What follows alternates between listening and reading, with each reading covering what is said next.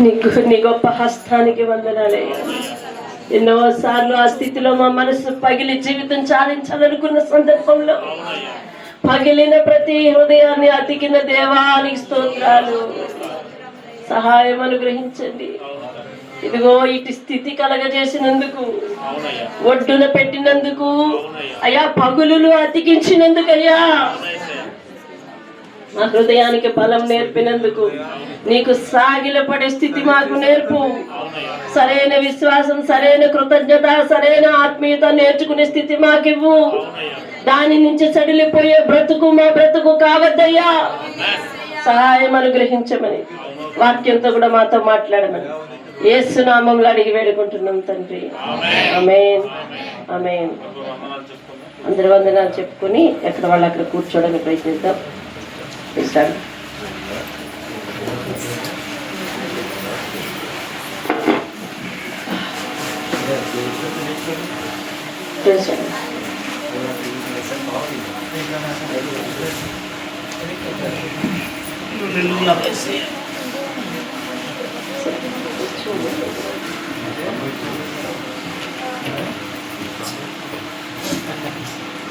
దేవునికి స్తోత్రం కలుగును గాక. హల్లెలూయా. చందు ఒకసారి చూడు.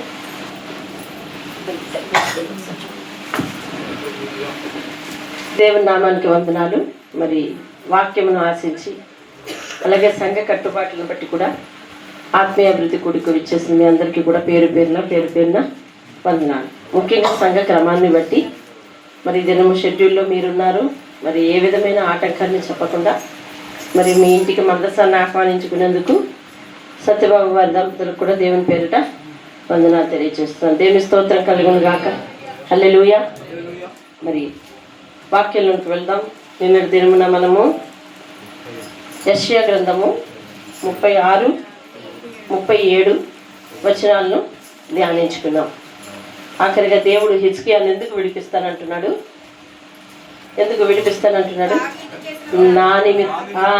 నా నిమిత్తం అనగా నా నామమును గొప్ప చేసుకునేటకును. ఆయన నామం ఏం నామం? విడిపించు నామం, ప్రార్థన ఆలకించు నామం, పరిష్కారం ఇచ్చు నామం, రక్షించు నామం, కాపాడు నామం. దేవుని స్తోత్రం కలుగును. హల్లెలూయా. దీన స్థితిలో మొరపెడితే ఆయన ఆదుకునే నామం ఆయన నామం. కాబట్టి ఆయన నామాన్ని గొప్ప తెచ్చుకున్నట్టుకు గాను ఆయన కార్యమును సఫలం చేసే దేవుడు. దేవుని స్తోత్రం కలుగును. అదియుగాక హిజ్కియా విషయంలో దేవుడు సహాయం చేయడానికి గల ప్రాథమిక కారణం ఒకటి చెప్పాడు. ఏమనంటే, నా సేవకుడైన దావీదు నిమిత్తము. దేవుని స్తోత్రం. దావీదు కోసం అంటా ఉన్నాడు. ఈరోజు దావీదు మృతుల జాబితాలో ఉన్నాడు. అవును కదా? అవును. హిజ్కియాకు సహాయం చేసే నాటికి దావీదు మృతుల జాబితాలో ఉన్నాడు. ఒక మృతునికి ఇచ్చిన మాట దేవుడు నిలబెట్టుకోవలసిన అవసరం ఉందంటారా? ఆలోచించండి. బ్రతికిన వాళ్ళకి ఇచ్చిన మాటనే మనుషులు నిలబెట్టుకోలేని స్థితిలో మానవులుంటే అర్థమవుతుందా? బ్రతికిన వాళ్ళకు అంటే మనతో సజీవంగా ఉన్న వాళ్ళకు మనం మాటిస్తున్నాం, దాన్ని నిలబెట్టుకోలేకపోతున్నాం. అవును కదా? అవును. మనతో పాటు నీకు తోడై ఉంటాను, నిన్ను విడవను అని చెప్పిన సజీవుడు దేవుడు అని నమ్ముతూ కూడా, ఎవరట దేవుడు? దేవుడు ఏ దేవుడని నమ్ముతున్నారు మీరు? ఏ దేవుడని నమ్ముతున్నారు? సజీవుడు. సజీవుడు దేవుడని నమ్ముతూ సజీవున్నే లెక్క చేయకుండా ఆయనకి ఇచ్చిన మాటలు కూడా తప్పుతా జీవిస్తూ ఉన్నాం. అర్థమైందండి? మనుషులకు ఇచ్చిన మాటను నిలబెట్టుకోలేకపోతున్నారు. అలాగే దేవుడు సజీవుడని తెలిసి, సజీవుడంటే మనతో పాటు ఉంటాడుగా, మనతో పాటు ఉన్నవాడు అని తెలిసి, నిన్ను విడిచిపెట్టను, నువ్వు ఎక్కడెక్కడికి వెళ్తున్నావో, నీ ప్రాకారాలన్నీ నా ఎదురుగుండానే ఉన్నాయి అని చెప్పిన వానికి మాట ఇచ్చి కూడా తప్పిపోతున్న మన మనసులు ఎక్కడ? అల్లప్పుడు ఎప్పుడో 14-15 సంవత్సరాల క్రితం చనిపోయాడంట. ఆయనకు మాట ఇచ్చాడంట, ఇప్పుడు నెరవేర్చుకుంటున్నాడంట దేవుడు. దేవుని స్తోత్రం. దేవుని ప్రేమ శాశ్వతమైనది. దేవుని స్తోత్రం. అందుకనే యెషయా గ్రంథం 55వ అధ్యాయం 3వ వచనం ఒకసారి చూడు. నిన్న మీకు అదే జ్ఞాపకం చేసి చూపిస్తానని కూడా చెప్పడం జరిగింది. అది కిందకి వెళ్ళిపోండి. దావీదునకు చూపిన శాశ్వత కృపను నీకు చూపుదును. దావీదునకు చూపిన శాశ్వత కృప అనంటే, నేను ఈ మాట విన్న ప్రారంభంలో నాకేమర్థమైంది అనంటే, దావీదు పుట్టిన దగ్గర నుంచి దావీదు మరణించిన వరకు చూపించినాడు కావాలా అనిపించింది. కానీ ఇప్పుడు ఎప్పటి వరకు చూపిస్తున్నాడు? ఆయన మరణించి చాలా కాలం అయింది, కానీ అతని సంతానానికి కూడా చూపిస్తున్నాడు. ఇప్పుడు దావీదునకు చూపించిన శాశ్వత కృప అంటే ఇప్పటికీ ఆయన మీద నా కృప ఉంది, ఇప్పటికీ నాకు ఆయన మీద ప్రేమ ఉంది, ఇప్పటికీ నా మనసు ఆయన దగ్గర ఉంది. ఎవరి దగ్గర? దావీదు దగ్గర. అంటే దేవుడు ఒకరిని ప్రేమించి, దేవుడు ఒకరిని ఆశీర్వదించాలని ఇస్తానని మాటిస్తే గనక ఆయన శాశ్వతమైన ప్రేమ అట్లా ఉంటుంది. అది మనిషిగా ఇటొక దాంట్లో అటొక దాంట్లో వేసే తత్వం మనది. కానీ దేవుడు చూడండి ఎంత విచిత్రమైన ప్రేమ. అందుకే చిత్రమైన ప్రేమ అన్నారు ఆయన్ని. అర్థమవుతుందా? ఆ చిత్రమైన ప్రేమ అంటే నాకు ఇప్పటి వరకు ఒకటే తెలుసు, ఏంటంటే ఎంత ఘోర పాపినైనా, ఎంత విచిత్రమైన పాపాలు చేసి వచ్చిన వాడు సాగిల పడినా రక్షిస్తాడు. అందుకే చిత్రమైన ప్రేమ అనిపించింది. ఇప్పుడు పరిశుద్ధాత్ముడు చెప్తున్నాడు, చచ్చిపోయినా, తరాలు దొర్లుకుపోయినా మరిచిపోయినటువంటి ప్రేమ. దేవుని హల్లెలూయా. చనిపోయినా, తరాలు దొర్లుకుపోయినా ఏమండి మారని ప్రేమ. దేవుని స్తోత్రం. హల్లెలూయా. యేసు ప్రేమ ఎలాంటి ప్రేమ అంటే చెప్పమ్మా? శాశ్వత ప్రేమ. దేవుని స్తోత్రం కలుగుతుంది. హల్లెలూయా. మనం పాడతాం, యేసు ప్రేమ శాశ్వత ప్రేమ, యేసు ప్రేమ శాశ్వత ప్రేమ అని పాడతాం. దేవుని స్తోత్రం కలుగును. నిజంగా అతడు పాటలకు పరిమితమైన వాడు కాదు, పొగట్టలకు పరిమితమైన వాడు కాదు, ఎవరికి ఓ మాట ఇచ్చి తప్పేవాడు కాదు. నీవు కూడా అట్టి స్థితిలో ఉంటే గనుక నీ విషయంలో కూడా అలాగే మాట ఇచ్చి నిలబెట్టుకునే దేవుడు నా దేవుడు. దేవుని స్తోత్రం. హల్లెలూయా, హల్లెలూయా. కాబట్టి అటువంటి శాశ్వతమైన కృప చూపించే దేవునితో శాశ్వతమైన సంబంధాన్ని ఏర్పరచుకోవడానికి ప్రయత్నించాలి. ఇప్పుడు మానవుల సంబంధాలు ఎట్లా ఉన్నాయి తెలుసా? ఒకసారి గట్టిగా రాసుకుంటున్నాం, తర్వాత ఏమో ఇక అసలు నువ్వెవరో కూడా నాకు తెలియదు అన్నట్టుగా అనిపిస్తుంది కదా. మనుషుల ప్రేమలు అంతంత వరకే వీగిపోతూ ఉన్నాయి. నిన్న బాగుంటున్నాయి, ఇవాళ బాగాలేదు, రేపు ఇంకా ప్రమాదంగా మారుతున్నాయి. ఆ తర్వాత బద్ధ విరుద్ధమైన శత్రువుతో నెలకొంటుంది. కానీ దేవుని ప్రేమ అట్లాంటిది కాదు. దేవుడు ఒకసారి ఎవరికైనా మనసిస్తే, దేవుని స్తోత్రం కలుగు, అనగా తన మనసులో పెట్టుకుంటే కదా. తన మనసు ఇవ్వాల్సింది ఎవరు? మనము. మనసులో పెట్టుకోవాల్సింది ఎవరు? ఆయన. దేవునికి స్తోత్రం కలిగి. మనసు ఇవ్వాల్సింది ఎవరండి? మనము. చెప్పాలి, రెస్పాండ్ అవ్వాలి. అక్కడి నుంచి అక్కడ నాకు కేనీడ కనిపించట్లేదు. మనసు ఇవ్వాల్సింది ఎవరయ్యా? మనము. మనసులో పెట్టుకోవాల్సింది ఎవరు? ఆయన. ఆయన మనసులో పెట్టుకుంటాడు మనల్ని. దేవునికి స్తోత్రం కలిగి. ఎక్కడ పెట్టుకుంటాడు? మనసులో పెట్టుకుంటాడు. ఎంతవరకునట? శాశ్వతం. ఆ శాశ్వత అన్నదానికి అన్లిమిట్ కదా. ఇంకా అది మన ఆయుష్కాలం అనుకునేదాన్ని నేను ఈ వాక్యం చదివిన కొత్తలో చిన్నప్పుడు. కానీ దేవుడు రాను రాను తన వాక్య సత్యాలను లోతులను చెప్తున్నప్పుడు ఆయన చెప్తున్నాడు, కొంతకాలం అనుకున్నా పరలోకం చేర్చే వరకు. అర్థమవుతుందా? కొంతకాలం అనుకున్నాం 1000 ఏళ్ల పాలన వరకు. ఇట్లా అంచెలంచెలుగా ఎదుగుతూ వచ్చాను. నాకు ఈ వాక్యానికి ఇప్పటికీ సరైన అర్థం తెలుసు. అంతకుముందు నేను అంచెలంచెలుగా ఎదిగొచ్చాను. అసలు ఆయన ప్రేమను అలవాటు చేసుకోవడానికి, అర్థం చేసుకోవడానికి అంతకాలం పట్టింది నాకు. అర్థమవుతుందండి? ఆయన చెప్తున్నాడు, ఇప్పుడు ఒక వ్యక్తి చనిపోయినా, తరతరాలు దొర్లుకుపోయినా నేను ఒక్కసారి మనసులో పెట్టుకున్నాను అని అంటే నా ప్రేమ అదిగో నేను విడిచిపెట్టనని చెప్తున్నాడు. దేవుని స్తోత్రం. హల్లెలూయా. అటువంటి దేవునితో మనం ఎట్లా ఉండాలి అని ఆలోచించుకోవాలి. అటువంటి దేవునితో తైతక్కలాట కుదరదు. అటువంటి దేవునితో ఏమంటారు? రెండు పొడవలాట. రెండు పొడవలాట. ఇక్కడో పొడవ, అక్కడో పొడవ ఆట. ఇలాంటి ఆటలు కుదరవు. అర్థమవుతుందండి? ఆయన సత్యుడు, నిత్యుడు. అర్థమవుతుందండి? అతని ప్రేమ శాశ్వతం. ఆయనలో ఏముంది? సత్యం ఉంది. ఆయన ఎప్పుడూ నిత్యము ఉండే దేవుడు. కాబట్టి ఆయన ప్రేమ కూడా ఎట్లా ఉంది అని అంటే శాశ్వతం. ఆయనలో ఏ గుణమైనా క్వాలిటేటివ్గా ఉంది, కానీ మరి మనలాంటి గుణాలు కావు ఆయనవి. కాబట్టి మనం ఏం చేయాలంటే ఆయన ప్రతి సందర్భానికి ఆయన దగ్గర సాగిలు పట్టం ఒకటే. ఆయననే గురి పెట్టుకుని నడవడమే తప్ప ఇదిగో చూడండి వాళ్ళు ఇదే హిజ్కియా ఏం చేశాడు ముందు, అతను ఎవడో రక్షిస్తాడు కదా అని చెప్పి ముందు ప్యాకేజ్ పంపించి చూశాడు, అంటే కానుకలు పంపించి చూశాడు వాడు యుద్ధానికి రాకుండా కాపాడుతాడేమో అని. వాడేం చేశాడు, అవన్నీ చల్లగా ఇంట్లో అమలు చేసుకొని చక్కబెట్టేసుకొని ఆ తర్వాత మళ్ళీ రెడీ అయ్యాడు యుద్ధానికి కదా. అవునే, మళ్ళీ రెడీ అయ్యాడు. కానీ ఇప్పుడు దేవుడు విడిచిపెట్టాడా? ముందు నన్ను ఆశ్రయించవలసిన నువ్వు ఎవరిని ఆశ్రయించావు?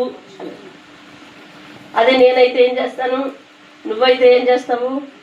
ఇల్లు ఇల్లు అక్కడికి వెళ్ళావు కదా, ఇంతేనా ఇంతేనా?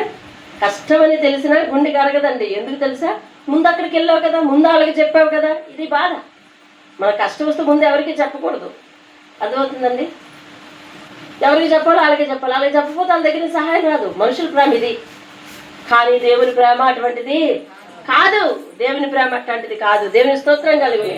అయితే దావీదుకు చూపిన శాశ్వత కృప నీకు చూపిస్తాను అన్న మాట చెప్పున నా కోసము, దావీదుకి ఇచ్చిన మాట కోసము హిజ్కియా నిన్ను రక్షిస్తాను అని దేవుడు అతనికి నొక్కి వక్కాణించి చెప్పి ఆ సన్హెరీబు తనంతట తానే వదిలి వెళ్ళిపోయినట్లుగా చేశాడు.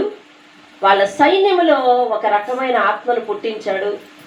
అది వాళ్ళందరినీ అంతం చేసింది. వీళ్ళు ఉదయాన్నే లేచి పద్దకు పీల్చుకొని చూసేసరికి అందరూ చచ్చి శవాలై ఉన్నారు. అమ్మ బాబోయ్, ఇక ఇప్పుడు ఎక్కడ ఉన్నారో, ఏ వైపున మాట పెట్టుకుని ఉన్నారో అని చెప్పి వీడు కూడా మొత్తం అన్నీ వదిలిపెట్టి, వాడు తెచ్చుకున్న సరుకులన్నీ వదిలిపెట్టి వెళ్ళిపోయి నిస్రోకు అను తన దేవత గుడిలో కూర్చుండి మొక్కుతూ ఉన్నాడు. ఏమండి చూసావా? అంతకుముందు ఏమన్నాడు? ఆయన అన్న మాటలు ఒకసారి జ్ఞాపకం చేస్తాను మీకు. నీవు ఆశ్రయించిన ఆశ్రయాస్పదుడు ఏ పాటి ప్రయోజనకారి? అదేనా ప్రశ్న? అతని మొదటి ప్రశ్న. యెహోవా మనలను రక్షించునేమో అని మీరు అనుకొనిచున్నారే. హిజ్కియా ఒట్టి మాటలను మీరెవ్వరూ నమ్మద్దు. మీ దేవుడు మీకు సహాయం చెయ్యడు. ఎందుకంటే నేను అనేక రాజ్యాలను జయించుకుంటూ వస్తున్నాను. వారి దేవతలు ఎవ్వరు కూడా నాకు అపజయం ఇవ్వలేకపోయారు, వాళ్ళ దేశాన్ని రక్షించుకోలేకపోయారు. కాబట్టి మీ దేవుడు కూడా అంతే అని చెప్పినప్పుడు హిజ్కియా వెళ్ళి ఆయన యొక్క గొప్పతనాన్ని తెలుసుకుని, అయా లోకమందున్న సకల ప్రజలకు నీవే దేవుడువు, వారి దేవతలు దేవుళ్ళు వారిని రక్షించలేకపోయి అన్న మాట నిజమే. అవి నిర్జీవమైనవి.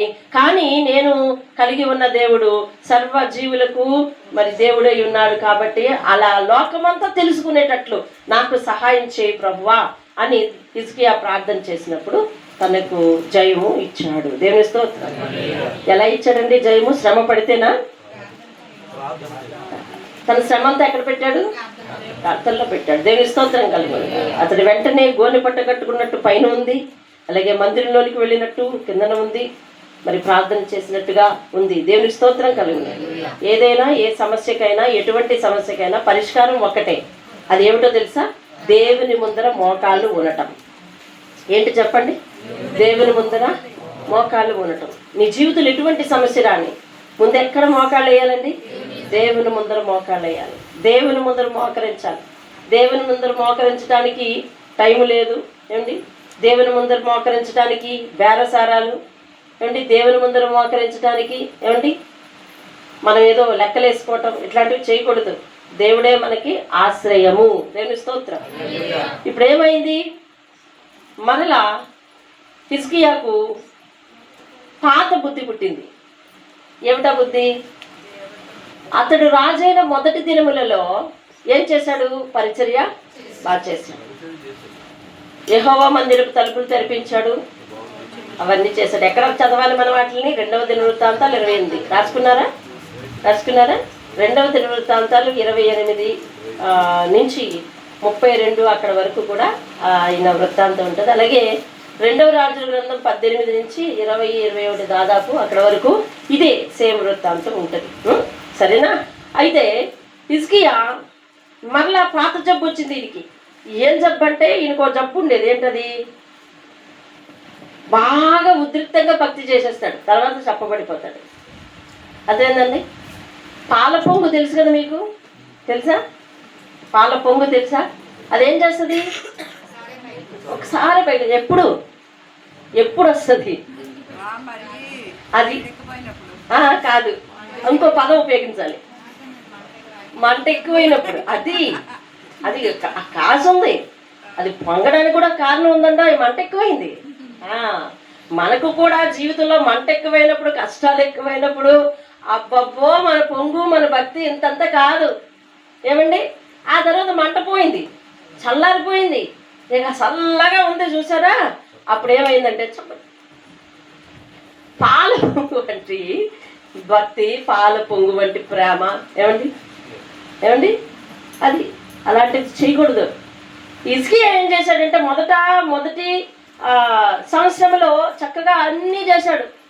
తరువాత 14వ సంవత్సరం వచ్చేసరికి మళ్ళీ ఏమైందో ఈ బుద్ధి అంతా మా సమస్య పోయింది.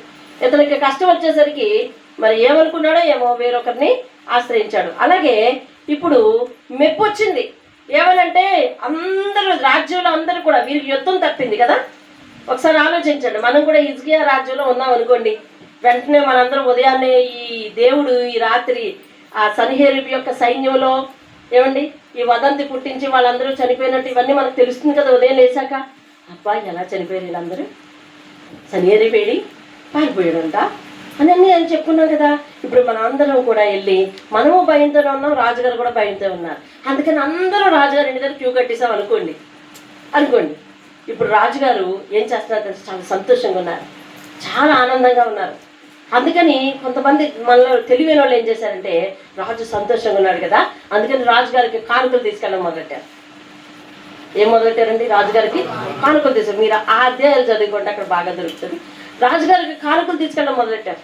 అప్పుడు అతడు ఆ కానుకలన్నీ తీసుకుంటూ ఆ బిజీలో ఓకే ఓకే యుద్ధం పోయింది, అందరు క్షేమంగా ఉన్నారు, అందరూ బాగుంటారు, ఇంకా మనకు తిరగలేదు, ఆడు వెళ్ళిపోయాడు, ఆ దేశంలోకి వెళ్ళిపోయాడు ఉన్నాడు. కానీ ఎవరికి కూడా దేవునికి స్తోత్రం చెప్పండి. ఇదిగో మందిరంలోనికి నేను వెళ్ళి మోకరించి చేసిన ప్రార్థన, ఈ పాపి ప్రార్థన దేవుడు ఆలకించాడు, నా మనవి ఆలకించాడు. నా మనవి ఆలకించాడని చెప్పుకోవడం కూడా ఒక ప్రివిలేజే కదా. ఆ మాట కూడా చెప్పలేకపోయాడు. నా మనవి ఆలకించాడు. ఏమండి, నేను ముందు ఎవరినో ఆశ్రయించాను, అయినప్పటికీ కూడా దేవుడు నా మీద కోపం ఉంచుకోకుండా నా మనవి ఆలకించాడు, నా ప్రార్థన ఆలకించాడు, నా ప్రార్థన ఆలకించి నాకు మేలు చేశాడు అని చెప్పడం మానేశాడండి. ఈ వచ్చిన కానుకలల్లా జాగ్రత్తగా పెట్టి పేర్చుకుంటున్నాడు. అర్థమవుతుందండి ఏమంటే వస్తువు మీద వస్తువు పేర్చుకుంటున్నాడు. ఇతనికి 2 విషయాలు మర్చిపోయాడు. ఏమిటా విషయాలు చెప్పండి? దేవుని మహిమపరచడం మర్చిపోయాడు. రెండవది కష్టం వచ్చిన వెంటనే ఎవరి దగ్గర పంపాడు? కబురు ప్రవక్త దగ్గరికి పంపాడు. ఇప్పుడు మేలు జరిగింది కదా, ప్రవక్తతో ఒక శుభవార్త. అమ్మా అయ్యా నేను నీ దగ్గరికి పంపాను, నువ్వు కూడా ప్రార్థన చేస్తుంటావు, కరెక్ట్గా నువ్వు కూడా ప్రార్థన చేస్తుంటావు అనడానికి కూడా ఆస్కారం లేదు. ఎందుకని? ఆయన దగ్గరికి వెళ్ళినప్పుడు గ్యారంటీగా ఒక మాట చెప్పాడు. ఏమని? దేవుడు నీతో చెప్పమన్నాడు. ఏమని? ఈ యుద్ధము నీ మీదకి రాదు, అతడు నీ మీదకి రాడు, నీ నగరంలోనికి రాడు, వెళ్ళిపోతాడు, కాబట్టి నువ్వు క్షేమంగా ఉంటావు అని చెప్పాడు కదా. అయ్యా నువ్వు చెప్పిన మాట కరెక్ట్ అయింది, దేవుడు నీ చేత పలికించిన మాట కరెక్ట్ అయింది, నువ్వు చెప్పావు కదా కరెక్ట్ అయింది, మనకు బాధ వదిలిపోయింది, మనందరూ సంతోషంగా ఉన్నాం, ఈవేళ నీకు వందనాలయ్యా అని ఒక మాట చెప్పలేకపోయాడు. ఈ మీమాంసలో ఇక దేవుణ్ణి కొంచెం దూరం పెట్టాడు. ఇక ప్రవక్త దగ్గరికి మాట మంతి లేదు, ఆయనకి కనిపించడం లేదు, ఆయనకి ఎదురు పట్టడం లేదు, ఏమీ లేదు. పోనీ ఎదురు పడకపోతే పడిపోయాడు. ఇంతకుముందు ఏమన్నా అతని దగ్గరికి వెళ్ళాడా? ఎవరినైనా పంపాడు కదా. పోనీ అలా మనుషులు పంపడం కూడా లేదు. ఏమీ లేని కారణం చేత, దేవుని పూర్తిగా మర్చిపోయిన కారణం చేత అతనికి మరణకరమైన ఒక రోగం పుట్టిందంట. అదే మన అధ్యాయానికి ఆరంభం 38. ఆ దినములలో హిజ్కియాకు మరణకరమైన రోగము కలుగగా ప్రవక్తయు ఆమోజు కుమారుడైన యెషయా మళ్ళీ ఏం చేశాడు? అతని యొద్దకు వచ్చి, ఒంట్లో బాగోపోయినా ఈయనే రావాలి, బాధ వచ్చినా ఈయనే రావాలి, ఏమండి శుభకార్యం కలిగినా ఈయన రావాలి. రాలేదు, యెషయా తప్పది. యుద్ధం పోయింది, అందరూ సంతోషంగా ఉన్నారు. ఇప్పుడు యెషయా వచ్చి కలవాలేమో, కలవలేదు యెషయా. అర్థమవుతుందండి? కాబట్టి మన సంతోష సమయాల్లో సేవకులే వచ్చి కలవాలని ఆలోచించడం తప్పు. ఇదిగో చూడండి ఇక్కడ మరి ఆయన ఇప్పుడు వచ్చాడంట. అసలు కష్టమైన దేవుడు వదిలిపెట్టలేదు చూసావా. మళ్ళీ వెంటనే ఆయన పంపాడు. వెళ్ళాడు ఇతను. వెళ్ళి ఏమంటున్నాడు చూడు, నీవు మరణమవుచున్నావు, బ్రతకవు గనుక నీవు నీ ఇల్లు చక్కబెట్టుకునమని యెహోవా సెలవిచ్చుచున్నాడని చెప్పగా. ఎవరు సెలవిచ్చాడని చెప్పారండి? సెలవిచ్చాడు అంటే యెహోవా మాట చెప్పడానికి వచ్చాడు ఈయన. అంతే చెప్పేసి వెళ్ళిపోతున్నాడు. అంతే వెళ్ళిపోతున్నాడు. ఈలోగా వెంటనే ఇతను గుర్తొచ్చింది ఏమిటి? దేవుడు గుర్తొచ్చి వెంటనే తన ముఖము గోడ వైపుకు తిప్పుకొని ఇలా గోడ వైపు తిరిగిపోయాడంట. తిరిగిపోయి ఏం చేస్తున్నాడంటే, యెహోవా యథార్థ హృదయుడనై నేను రాజునైన మొదటి సంవత్సరంలో నీ ఎడల ఎట్లు ప్రవర్తించుతునో, ఎలా నడుచుకుంటునో, నీ దృష్టికి అనుకూలంగా ఎలా చేశానో, ఏం పరిచర్య చేశానో కృపతో జ్ఞాపకం. నిజానికి ఆయన చేసిన సేవ చాలా అద్భుతం అండి. నిజంగా వెళ్ళి చూపిస్తే మనకు సమయం అయిపోద్ది, ఏం చేయాలో నాకు అర్థం కాని పరిస్థితి. అందుకని ఒకసారి 28వ అధ్యాయానికి ఒక్కసారి వెళ్దాం చూడండి. తప్పదు మరి, అయినా కానీ వెళ్ళాలి. 2వ దినవృత్తాంతాలు 29 నేను చదవమన్న చోట మాత్రమే చదవండి. 3వ వచనం. ఉండండి ఇంకా పేజీలకి వెళ్ళలేదు. 342 పేజీకి రండమ్మా. 342 చదవండి. 29:3.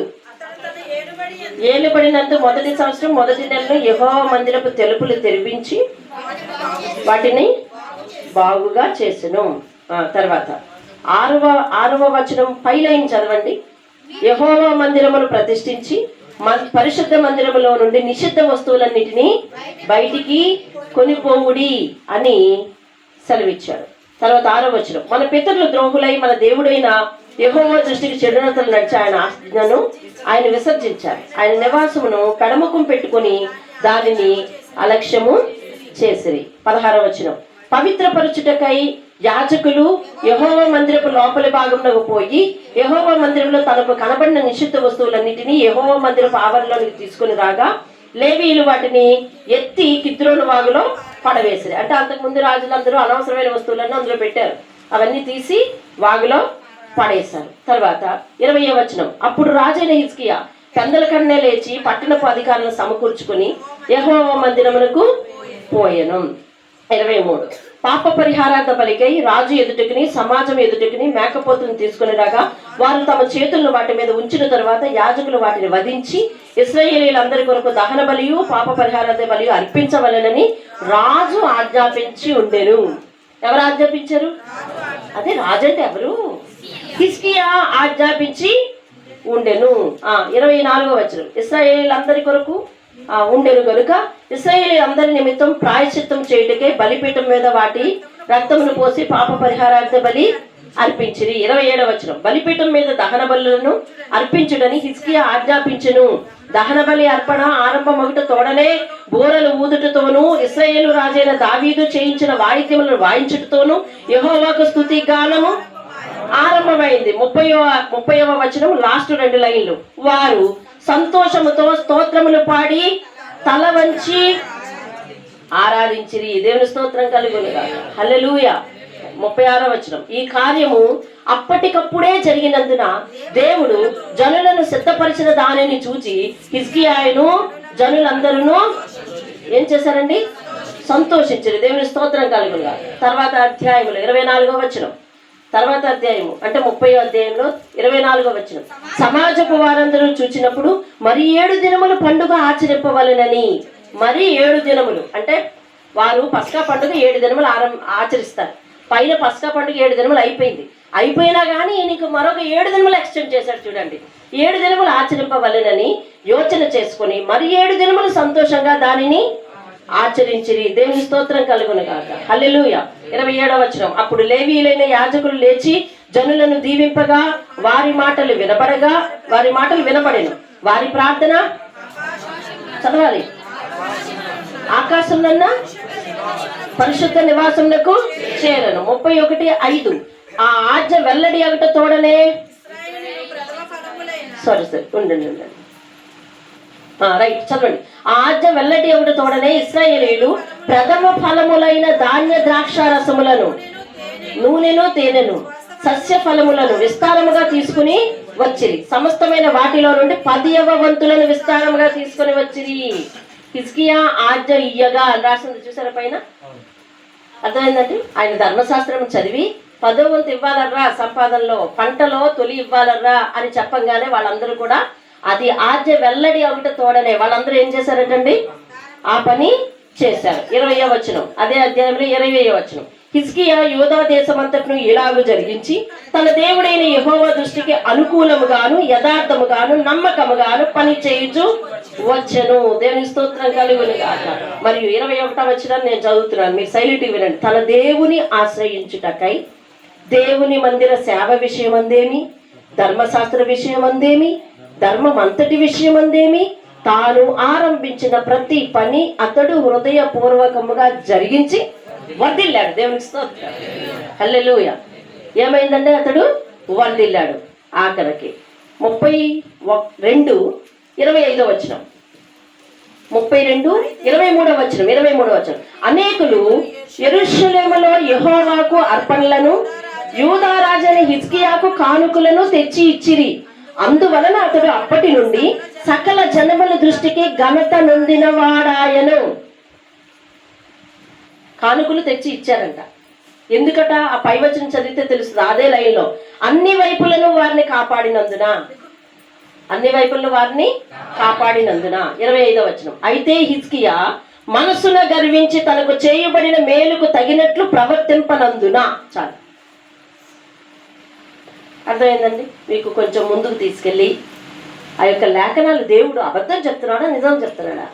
అదిగో ఆయా వ్యక్తులు రాశారు, దేవుడు వాళ్ళ చేత రాయించారు. కాబట్టి అంత యథార్థంగా చేశాడు. కాబట్టి ఇప్పుడు ప్రార్థన చేస్తున్నాడు. ఏమని? అదే మాటలు, అయ్యా యథార్థ హృదయుడనై సత్యముతో నీ సన్నిధిని నేనెట్లు నడుచుకుంటును, నీ దృష్టికి అనుకూలముగా నేనెట్లు జరిగించుతును, కృపతో జ్ఞాపకం చేసుకో అని ఏడుస్తున్నాడు. ఈరోజు మరణమవుచున్నావు గనుక నీ ఇల్లు చక్కబెట్టుకో అనే పిలుపు, అనే కబురు హిజ్కియా ఒక్కడికి కాదు, నేటి మానవ లోకానికి అందరికీ, నేటి మానవ లోకానికి అందరికీ, ఇక్కడికి వచ్చి వాక్యం వింటున్న ప్రతి ఒక్కరికి, ఈ ఇంటి వారికి, వాక్యం చెప్పేవారికి, అందరికీ. ఎందుకంటే మనం ఏనాటికైనా మరణం కావాల్సిందేనా కాదా? చెప్పాలి. ఎవరు ఉంటారా? ఇప్పుడు ఉంటే ఉండండి, మేము వెళ్తాం. ఏనాటికైనా మరణం కావలసిందే. మరణం అవ్వబోవుచున్నావు, మరణం అవుచున్నావు అని అంటే అర్థం ఏంటి? మరణం అవ్వబోవుచున్నావు కనుక నీ ఇంటిని చక్కబెట్టుకో అంటే అర్థం ఏమిటి అని అంటే మన హృదయాన్ని చక్కబెట్టుకోవాలి. దేన్ని చక్కబెట్టుకోవాలండి? దీన్ని చక్కబెట్టుకోకుండా ఇల్లంతా చక్కబెడతానంటే వాసన వస్తుంది. అర్థమవుతుందా? ఇల్లంతా అందంగా అలంకరించి ఉంచాం, కానీ ఇది బాగోలేదు. సాయంత్రం అయ్యేసరికి రణరంగం, ఏ రంగం అంతా అన్ని రంగాలను. అప్పుడు బాగుందా ఇల్లు? అందంగా ఉందా? బాగుందని అంటారా అందరూ? పోనీ దేవుడు అంటాడా? అనడు. కాబట్టి ముందు చక్కబెట్టాల్సింది ఎక్కడా? ఇక్కడ. ఇక్కడ మనం మరణం అవ్వబోచున్నాం కనుక మనందరము మన హృదయం అనే ఇంటిని చక్కబెట్టుకోవాలి. అర్థమవుతుందండి? ఎలా చక్కబెట్టుకోవాలి? పెద్దలు చెప్పిన శాస్త్రం మనందరికీ తెలుసు, సామెతలు బాగా తెలుసు, శాస్త్రమే తెలియదు. సామెతలు ఏమిటి చెప్పాడు? దీపం ఉండగానే ఇల్లు చక్కబెట్టుకోమని చెప్పాడు. దీపం ఉండగానే ఇల్లు చక్కబెట్టుకో అంటే ఏ దీపం ఉండగా చక్కబెట్టుకోవాలి? ఆత్మదీపం. ఇది నరుని ఆత్మ యెహోవా పెట్టిన దీపం, దేవుడు పెట్టిన దీపం ఇది. అంటే ఈ ప్రాణం అనగా ఏమంటే దీపం. వినాలి, వాక్యం వినాలి. ప్రాణం అనగా ఏమి? దీపం. ఈ ప్రాణం ఉన్నంత వరకు ఈ దీపం వెలుగుతూ ఉంటుంది. చమురు అయిపోయిన తర్వాత దీపం ఎలా గారిపోద్దో, ప్రాణం పోయిన తర్వాత ఈ కట్టె కూలిపోద్ది. ఈ కట్టె ఏమవుతుంది? కూలిపోద్ది.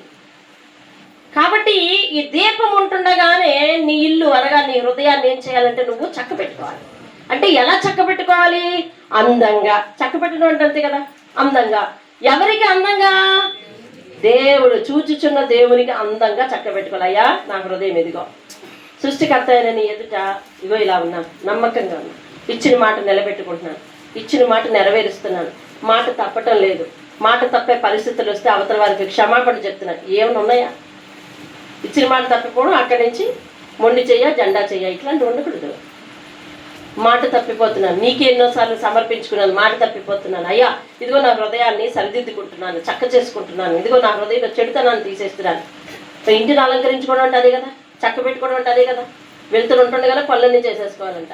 ఎందుకంటే అది వరలో మరి దీపాలు లేవు కాబట్టి ఆ శాస్త్రం పుట్టించారనుకుందాం. తర్వాత మరి దీపం ఉంటుండగా ఇల్లు చక్క పెట్టుకోవాలంటే దీపంలో చమురు అయిపోకుండానే చక్క పెట్టుకోవాలి కదా అర్థం. అవునా? దీపంలో చమురు అయిపోకుండా చక్క పెట్టుకోవాలి అని అర్థం. దీపంలో ఇంత చమురు వేస్తున్నాం, బుట్టి ఇంత ఉండేది. మీకు దీప బుట్టలు తెలుసా మీకు? ఆ దీప బుట్టలు చదువుకొని ఈ ఎదురు తలంతా ఎర్రగా అయిపోయింది నాకు. ఇలా ఒంగోని చదువుకోవడం వల్ల ఆ దీపం పొగంతా నా మొహానికి వచ్చి ఉదయం పూట ముఖం ఏమో నల్లగుండేది, ఇదేమో తెల్లగుండేది. మా అమ్మ ఏమో చూసి నవ్వేది. ఆ దీపం దగ్గర చదువుకున్న అనుభవాలు. ఇప్పుడు పిల్లలకి అలాంటి అవసరం లేదు, ఇన్వెంటర్స్ ఉన్నాయి. ఏంటది? అదేనా పదము? ఇన్వర్టర్సా? ఏమోలే, ఏదది? ఇన్వెంటరా? పోనీలే, నాకు ఆ పదం తెలియదు. అంటే సరిపోదు కదా, వీళ్ళందరూ చూస్తున్నారు కదా. ఆ వస్తువు లేదు, ఆ పదం తెలియదు. సరే, అందులో కూడా చమురు అయిపోద్ది కదా. అది అయిపోకుండానే ఏం చేసుకోవాలి? చదివేసుకోవాలి. అది అయిపోకుండానే ఇల్లు చక్క పెట్టేసుకోవాలి. మీరేదో ఆ వెట్టరు ఏదో ఒకటి, దాంట్లో కూడా చమురు అయిపోద్ది ఏదో నాటికి. అది ఉంది కదా అని ధీమా పడ్డానికి లేదు, అది ఉంది కదా అని ధీమా పడ్డానికి కూడా లేదు. ఏదైనా మానవ సృష్టి ఖచ్చితంగా అయిపోద్ది ఏదో నాటికి. దేవునికి స్తోత్రం కలుగును. కాబట్టి మన ఆత్మ జీవితం, మన ఆత్మ చక్క పెట్టుకోవాలండి. హిజ్కియా అలా చేశాడు కాబట్టి ఆయన కబురు పెట్టాడని నువ్వు భుజం ఎగరేసుకొని మెడ చార్జ్ చేసుకోవాల్సిన లేదు. మనం కూడా ఏం చేయాలంటే దీపం ఉంటుండగానే, ప్రాణం ఉంటుండగానే చక్క పెట్టుకోవాలి. నిన్న కాక మొన్న హాస్పిటల్లో ఉండొచ్చాడు సత్యబాబు, అవును కదా? అవునా? మరి నేను కూడా మరి ఆ తొలి దినముల్లో నాకెంతో ప్రమాదకరమైన మరి ఆ జబ్బు ఉన్నదని, అదే ఆస్తమా ఉన్నదని నేను కూడా చెప్పి మరణ పంచుల వరకు వెళ్ళొచ్చానని చెప్పాను. అంటే అర్థం ఏంటి? ఏదో ఒక రోజు మరణ భయం మన దగ్గరికి రాకమానదు. ఏదో ఒక రోజు మరణ భయం మన దగ్గరికి రాకమానదు. చక్క పెట్టుకున్నావా? అప్పటికి చక్క పెట్టుకోవాలి. అది ఎందుకు వచ్చి వింటున్నావు ఈరోజు ఈ వాక్యం? అసలు ఇక్కడికి ఎందుకు రావాలి? నువ్వెక్కడికి వచ్చేసరికి ఈ వాక్యం ఎందుకు రావాలి? ఇలాంటి చాలా రీజన్స్ దేవుని దగ్గర ఉన్నాయి. అర్థమవుతుందా? ఇలాంటి చాలా రీజన్స్ కాదు, సమాధానం దేవుని దగ్గర ఉంది.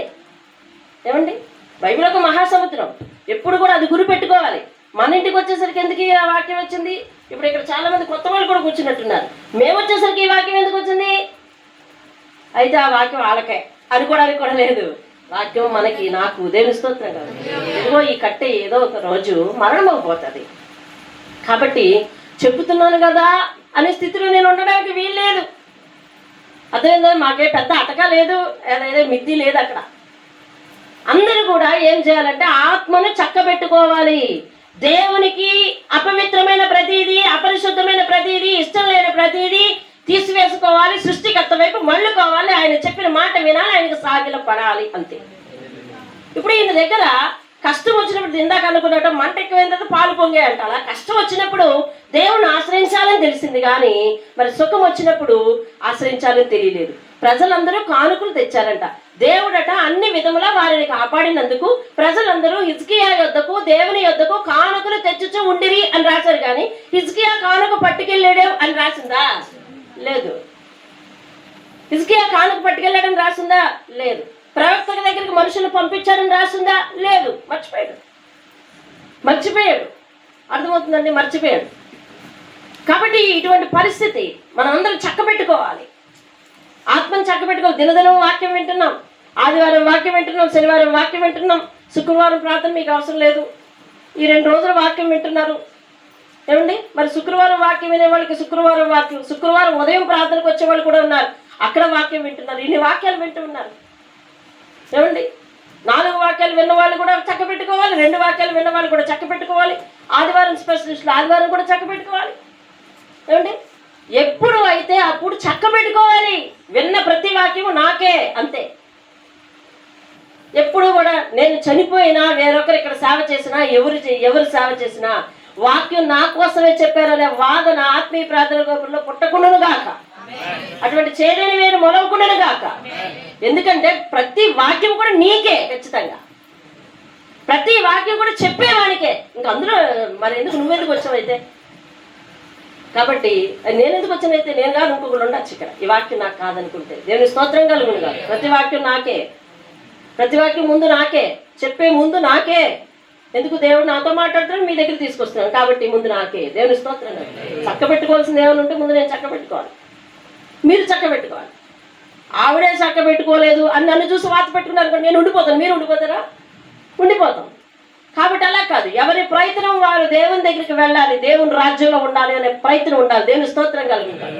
ఇది ఒకరి చేయి ఒకరు పట్టుకుని నడిచేది కాదు, కుటుంబంలో అలా నడవాలి. కుటుంబం అందరూ కూడా ఒక చేయి పట్టుకుని నడవాలి. ఎలా? దేవుని వైపు మాత్రమే. దేవునికి స్తోత్రం కలుగుతారు. దేవునికి విరుద్ధంగా నడుతుంటే అయితే నేను నీ చేయి పట్టుకుంటాను అందరికి లేదు. దేవుని వైపు మాత్రమే ఒకరు చేపట్టుకుని ఒకరు నడవాలి. అంతేగాని వేరొకరి విశ్వాసాన్ని వాత పెట్టుకొని మనం అనుసరించడమా అనుసరించకపోవటం అనేది తెచ్చుకోకూడదు. హిజ్కియా అక్కడ ఏం చేశాడు చెప్పండి? అతను చేసిన పొరపాటు గుర్తించగలిగారా మీరు? ఏం చేశాడు? వారు తెచ్చిన కానుకలన్నీ వాళ్ళు యెహోవా మందిరానికి వాళ్ళు పట్టుకెళ్తున్నారు. ఎవరు? ప్రజలు కృతజ్ఞతతో పట్టుకెళ్తున్నారు. కానీ ఇతడేమి పట్టుకెళ్ళి మందిరానికి వెళ్ళాడా? రాసిందా మందిరానికి వెళ్ళాడని? లేదు, రాయలేదు. మందిరానికి వెళ్ళాడని లేదు. అలాగే మందిరానికి కానుక పట్టుకెళ్ళాడని లేదు. దేవుడు తాను చేసిన పరిచర్య అంతా రాయించి కానుక తెస్తే రాయించడండి? చెప్పాలి మీరు. కానుక తెస్తే రాయించడా? రాయిస్తాడు. కానుక పట్టుకెళ్ళలేదు. ప్రవక్తను కలిశాడా? కలవలేదు. ఆయనే వచ్చి చెప్పాడు. చెప్పితే పాత జీవితం అంతా కూడా జ్ఞాపకం చేసుకుని, అయ్యా నీ దగ్గర యథార్థవంతుండే ఎంత పరిచర్య చేశానో ఒకసారి జ్ఞాపకం చేసుకో అని అనగానే మరి దేవుని వాక్కు ఈ హిజ్కియా పాతకాలంలో ఇలాంటి ఇళ్ళే కదా, ఇవి చాలా పొడుగ్గా ఉండేవండి. నడిమి అంటారు దీన్ని నడిమిసాల అంటారు. ఈ ఇంటికి అంతటికి నడిమిసాల ఇది. అర్థమైందా? ఈ ఇంటికి అంతటికి నడిమిసాల ఇది. అలాగే అతను ఎక్కడో చెప్పి ఆ అంతఃపురంలో నుంచి ఇలాగ వస్తా ఉన్నాడు. కరెక్ట్గా నడిమికి చేరేసరికి, యెషయాకి నడిమికి చేరేసరికి దేవుడు యెషయాతో మాట్లాడి, యెషయా నువ్వు వెనకెళ్ళి నువ్వు చనిపోవు, 15 సంవత్సరాలు బ్రతుకుతావు అని చెప్పయ్యా. యెషయా కోపం రాదా చెప్పండి? వస్తుందా రాదా? వస్తుందా రాదా? చూసావా, ఇప్పుడే చచ్చిపోతావని చెప్పమన్నాడు, ఇప్పుడేమో ఇంకా 15 సంవత్సరాలు ఆయుష్ని పొడిగిస్తానని చెప్పమన్నాడు. సేవకుడు మూలగకూడదు, నీలగకూడదు. వెళ్ళి చెప్పమంటే వెళ్ళాల్సిందే. అది చీయన్న వెళ్ళాల్సిందే, పువ్వన్న వెళ్ళాల్సిందే. అది చీయన్న పలకరించాల్సిందే, పువ్వన్న పలకరించాల్సిందే. వెళ్ళడానికి హిజ్కియా ఏం చేస్తున్నావు? ప్రార్థన చేస్తున్నాను. ఓహో, అందుకే ఆయన నాతో మాట్లాడాడు. 15 సంవత్సరాల ఆయుష్ను పొడిగిస్తానని చెప్పమన్నాడు అని. చదువుదాం చూడండి 5వ వచనం. నీవు తిరిగి హిజ్కియా యొద్దకు పోయి అతనితో ఇట్లను, నీ పితరుడైన దావీదునకు దేవుడైన యెహోవా. ఇక్కడ కూడా ఎవరిని హెచ్చు చేస్తున్నాడు? దావీదుని హెచ్చు చేస్తున్నాడు. అంటే చెప్తున్నాడు అనమాట. ఇక ప్రత్యేకంగా నీ కోసం కాదు, గుర్తుపెట్టుకో అని చెప్తున్నాడు. హిజ్కియా చదువు, నీ కోసం కాదు సుమా, వెనక్కి వచ్చింది, నీ కోసం కాదు. నీ పితరుడైన దావీదునకు దేవుడైన యెహోవా నీకు సెలవిచ్చినదేమనగా, నీ కన్నీళ్లు విడిచిట్టు చూచితిని, నీ ప్రార్థన నేను అంగీకరించుచున్నాను. ఇంకా 15 సంవత్సరములు ఆయుష్ను నీకిచ్చేదను. మరి ఈ పట్టణమును నేను కాపాడుచు నిన్నను ఈ పట్టణంలో అష్షూరు రాజు చేతిలో పడకుండా అంటే ఇక మీదట పడకుండా అని కదా అర్థం. అవునా? అర్థం చేసుకోవాలి. రే బాబు, మొన్న భయపడ్డావు కదా, నేను కష్టం తీర్చాను, మళ్ళీ పోతే పో, నా దగ్గరికి కారుకు తేపోతే తేపోయావు, రాకపోతే రాపోయావు, ఏడ్చి కన్నీళ్ళు విడిచావు కదా, నేను దాన్ని చూసి నా మనసు కరిగింది. బతుకుపో 15 సంవత్సరాలు, 15 సంవత్సరాల ఆయుష్ నీకు ఇచ్చాను, వెళ్ళు. దేవుడు సెలవు లేకపోతే ఏ మనిషి బట్ట కట్టి బయటికి రాడండి. దేవుని స్తోత్రం కలుగునగా. ప్రాణ భయము నుంచి ఆరోగ్యం కుదుటపడే స్థితికి వచ్చామంటే దేవుడు సెలవు ఇచ్చాడు, బ్రతకమన్నాడు అంతే. పో, నేను దర్శనపూర్వకంగా చూశాను. బ్రతుకు, వెళ్ళు, ఇప్పుడు అప్పుడే రావద్దు, ఏళ్ళు అన్నది. దేవునికి స్తోత్రం కలుగుతాయి. మొన్న కూడా చెప్పాను నేను దర్శనంలో, మీకు అందరికి గుర్తుందా? మరణ సమయం దగ్గర పడ్డ మమ్ములను నా చేత దేవుడు పలికించాడు. మీ ఇద్దరికి మరణ సమయం దగ్గర పడింది, కానీ నేను దాన్ని దాటించాను. దేవుడి స్తోత్రం కలుగుతాయి. దేవుడు పూర్తిగా మాట్లాడు, ఎక్కువ మాట్లాడడం అంటారు, సూచన చూపిస్తాడు. అర్థమవుతుందండి? అప్పుడు వెంటనే ప్రార్థన ఆపేసి నేనేంటి ఇలా అంటున్నాను, ఏమన్నాను? మరణ సమయం దగ్గర పడ్డ మమ్ములను కాపాడేవయ్యా అని నేను అంటున్నాను. ఏంటి? మరణ సమయం దగ్గర పడింది. నేను జరిగిన సంఘటన ఏంటి? మరణ సమయం నిన్నే అయ్యింది, కానీ ఇప్పటి వరకు దేవుడు ఏం చేశాడు? ఆయుష్ను పొడిగించాడు. దేవుని స్తోత్రం కలుగును. కాబట్టి నేను నీ ప్రార్థన విన్నాను, వెళ్ళి ఆ 15 సంవత్సరాలు బ్రతుకు అని చెప్పిన తర్వాత చూడండి అతడు ఏమంటున్నాడు, ఎలా రెస్పాండ్ అవుతున్నాడు చూద్దాం. ఇక మీదట కూడా అశ్షూరు రాజు నీ మీద పడకుండా నేను కాపాడుతాను, విడిపించదనని కూడా భరోసా ఇచ్చాడు. అంటే భవిష్యత్తుకు కూడా భరోసా ఇచ్చాడు. అవును కదా, ఆయుష్ పొడిగించాడు, చెప్పమ్మా, భవిష్యత్తుకు భరోసా ఇచ్చాడు. ఇంకెప్పుడు కూడా వాడు నీ మీదకి రాడు అని. ఎందుకు అతను గుర్తు చేసింది ఏమిటి చెప్పాలి మీరు అందరూ. ఏమని గుర్తు చేశాడు? నువ్వు చెప్పిన ప్రిన్స్ ఏమని గుర్తు చేశాడు? దేవుడికి ఏమని గుర్తు చేశాడు చెప్పాలి, మీరు మాట్లాడు. చెప్పు బాబు మహేష్, చెప్పు. ఏం జ్ఞాపకం చేసుకోమన్నాడు? అది నీకు అనుకూలముగా ఎలా నడుచుకున్నానో, నీ దృష్టికి అనుకూలంగా సమస్తము ఎట్లా జరిగించడం అంటే ఏమిటి? సేవ. నేను ఎట్లా అనుకూలంగా జరిగించాను అంటున్నాడు. అనుకూలంగా జరిగించేది ఫస్ట్ వచ్చిన ఏంటి? నీ సన్నిధిని నేను ఎట్లా నడుచుకుంటున్నాను. ఇది స్వభక్తి. స్వభక్తి అంటే సొంత భక్తి, అర్థమవుతుందా? వ్యక్తిగతమైన భక్తి. ఇది నేను ఎలా నడుచుకున్నానో వ్యక్తిగతమైన భక్తి. దయచేసి పరిశుద్ధాత్ముడు ప్రతి వాక్యాన్ని అనాలిసిస్ చేసి, అనగా విశ్లేషించి వివరిస్తున్నప్పుడు చాలా జాగ్రత్తగా గుర్తుపెట్టుకోవాలి మీరందరూ. అర్థమవుతుందండి? నేను ఎట్లు నడుచుకుంటునో, నడత ఎవరికి సంబంధించింది? వ్యక్తిగతం. నేను వ్యక్తిగతంగా నీ దగ్గర ఎలా ఉన్నాను, నీ దృష్టికి అనుకూలంగా ఎలా జరిగించాను. ఎవరికి జరిగించాడు? దేవునికి జరిగించాను.